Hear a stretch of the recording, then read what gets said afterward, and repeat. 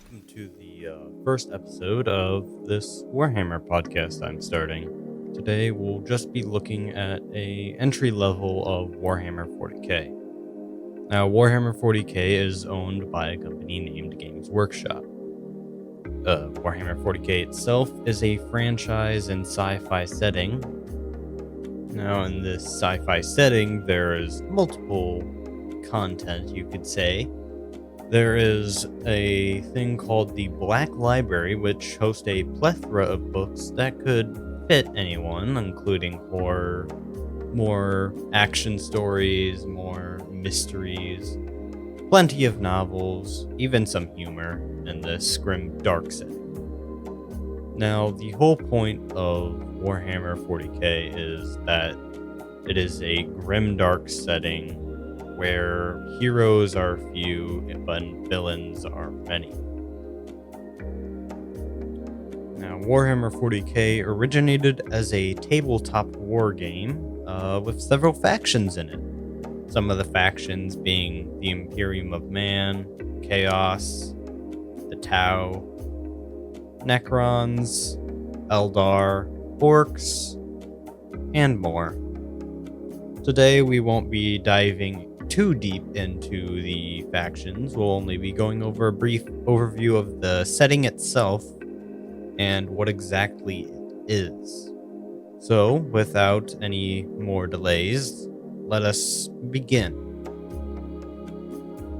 In the grim darkness of the future, there is only war. This goes across as a galaxy-wide war that is constantly raging, with millions of planets, millions of soldiers, and millions of conflict. The most common faction is the Imperium of Man. This is essentially what you see on the poster. You see the Imperium of Man Space Marines. Now, the Imperium of Man itself is comprised of several factions you can play in the game, such as the Imperial Guard, the Space Marines, the Adeptus Custodes, the Adeptus Mechanicus, the Imperial Knights, and more. To best explain the Imperium, it is a shattering empire, or at least in the process of being shattered, that is currently only together by pure religion of the God Emperor of mankind, a figure who has essentially formed the setting what it is today. Now, with this giant empire, it spans pretty much the entirety of the Milky Way. And yes, this does take place in the Milky Way. This gigantic, massive, star-spanning empire is constantly at war on all fronts. Whether it be the Xenos, which are just aliens in this setting, or heretics, which either worship chaos or have completely abandoned the God Emperor. The second most popular faction, or, well, not popular, but it is a major player, is Chaos. The Chaos is comprised of 4 Chaos gods. Khorne, the god of war, skulls, blood, most of that stuff. Then there's Nurgle, the god of disease and rot, most of that stuff. Then there's Tzeentch. Tzeentch is the Lord of Change, as some might say. Basically, he just likes to mess with everyone and change up and constantly have plans. Then there's Slaanesh. Slaanesh is the Prince of Excess. Now, the Chaos is control of something called the Warp. The Warp is a very confusing place for anybody, as it is the immaterium, as one may call it, where all the soul's emotion goes. And seeing the state the galaxy in, it is not a nice place to be, especially with all the war and suffering that goes on in this setting. Next are the Orcs. The Orcs are a personal fan favorite because they are incredibly stupid and it somehow works out for them. The Orcs work by this simple knowledge. If enough of them believe it works, then it works. Most notably, believing red makes you go faster. Thus, orcs paint their vehicles red. While incredibly dumb, the orcs are also a major threat, as they actually were made by the old gods, known as the Old Ones, to fight. So fighting is just like food and water for us. Next, the Eldar. The Eldar are a fallen race that have fallen from their former glory. When the Old Ones created the orcs, they also created the Eldar. The Eldar are more sophisticated. They have more psychic powers than the orcs, as they were made for more of the psychic role rather than the brutish combat that the orcs took part. Now, the Eldar live in ships called craft worlds, which are massive ships that are probably some of the biggest in the setting, containing entire Eldar populations with soul stones, which are just where they go when they die. They go into little stones. The Necrons are the next ones on the list. They're the arch nemesis of the Eldar. They were a former race that also were called the Necron tier. The Necron tier would live on a planet that was heavily irradiated, so looked for different ways to live. They found star gods and gave them metallic bodies to live in. They were later tricked into soul furnaces and then put into robotic bodies, kind of like the Terminators from the Terminator movies, except the entire race got turned into them. Most Necrons are soulless and have some of the best technology in the galaxy so far.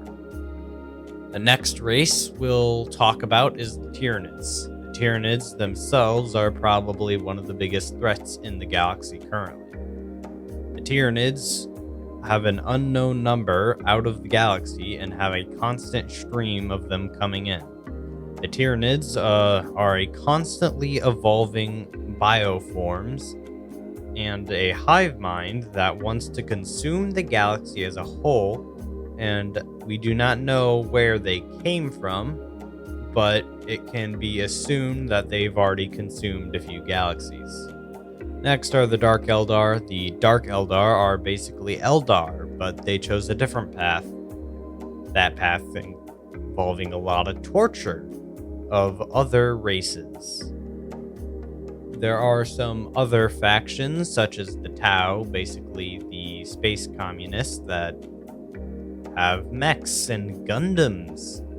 There's also the Genestealer cult, which is basically just a little sub-faction for the Tyranids, but you can play a separate army for them on the tabletop.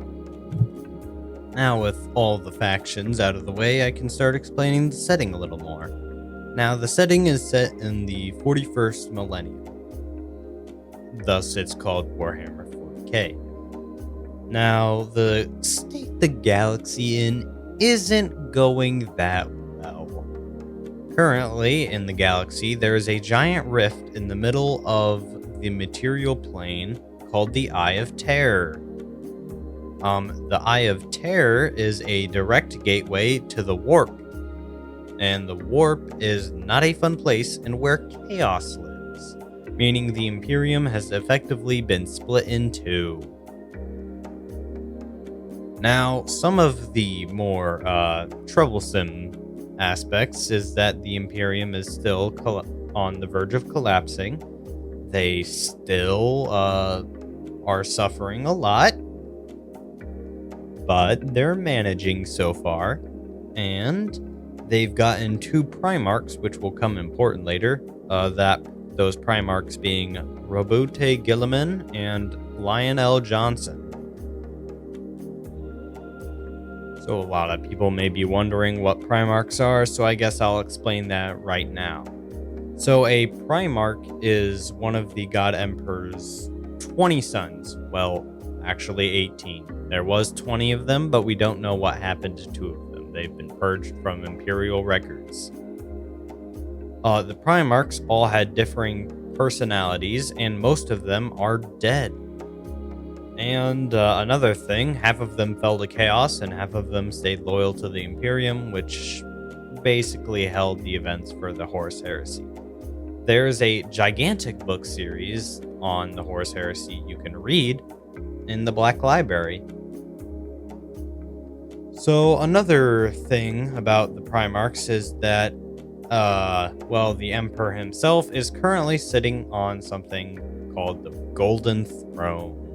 The Golden Throne is basically a giant light tower for any ships using the warp to travel, as the warp is the only faster-than-light travel source that they have. So as they use the warp, the Emperor on the Golden Throne guides them. If he wasn't, everything would be screwed and the warp would be a mess. Currently, the Emperor looks like a skeleton on a throne, barely alive, only being alive due to the sacrifice of 1,000 psychers a day. Now, the Imperium is not doing good. Chaos is constantly trying to get out of the Eye of Terror and cause, chaos in the name of one of the Chaos Gods. Let's see, Tau are still small. While trying to make a difference, they don't have really any chance of succeeding due to all the other players being so vast. Orcs are having a great time. Orcs love fighting, and so in this galaxy where there's only war, having a grand old time. The Eldar still think they're superior to everything else, even when their entire civilization has fallen. And Necrons are starting to wake up. Tyranids are closing in on the galaxy, ready to consume anything in their way. Overall, the setting is not looking good for anyone who is not a major power, which is 99% of the entire population of the Milky Way. There are some other factions that are struggling, but we won't be going too deep into them.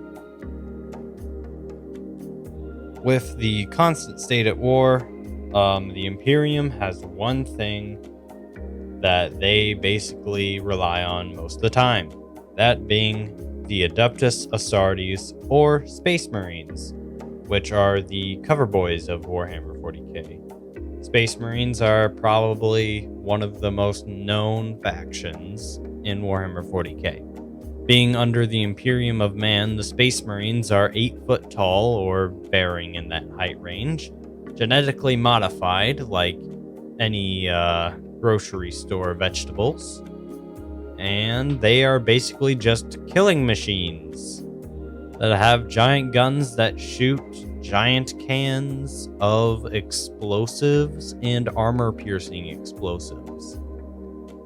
In other words, you don't want to be on the bad side of one. But a lot of people do still end up on the bad side of them. But there's only a limited amount due to the rigorous training it even takes to become one and the brutal combat that usually takes off casualties. The main force of the Imperium being the Imperial Guard. Everyday men and women, inscripted, trying to fight off demonic horrors that come from the warp, and probably orcs, necrons, anything the Imperium fights. The Imperial Guard are equipped with the lowest gear, such as las guns, and these las guns shoot substantially powerful bolts on what we would consider now, but now with everything they're facing, they're not doing so well. Another force that they have is the Adeptus Sororitas, or the Sisters of Battle. Essentially nuns with guns, as everyone calls them. They are under the church because they are a loophole, because in the imperial law it says no men shall serve under the ecclesiarchy, basically the church of Warhammer 40k. They basically said no soldiers, but they said no soldiers as men, so in order to get around this, the Adeptus Sororitas, the Sisters of Battle, were made, an entirely female combat force. Other notable forces that the Imperium has at its disposal is the Imperial Knights, which are just giant mechs. The Adeptus Mechanicus are a cult obsessed with tech, although they have a very stagnant view on technology. They believe nothing is greater than the Imperium of mankind's tech, and believes that all tech is currently in the galaxy and nothing can be developed. So developing anything is considered heresy, which a few notable ad-mech priests have been accused of, but somehow avoided, mainly being Belisarius Cawl, inventing Primaris Marines. With this forbidden technological development, it has led to a gigantic stagnant in the Empire, or the Imperium. But the result stays the same, as no new technology has really been developed, especially since the Imperium is constantly at war and can't really even spend anything to actually develop due to the war's draining of all the resources. Now, on to one of the more important and final things you should know about the setting. There's never really a happy ending. This is a grim, dark universe, even though sometimes it's more grim derp. Kind of like when the orcs are in play, but even they can have their dark moments. Overall, this series is more of a satire thing. Not really meant to be taken seriously due to how over the top it is with some of the lore sometimes. So it's important to know that when you're looking into Warhammer 40k that you shouldn't take everything to heart. Well, that's been the first episode of this experimental Warhammer podcast, and if the people would like more, I'll probably put more effort into it, depending on the reception it gets on media platforms. Until next time.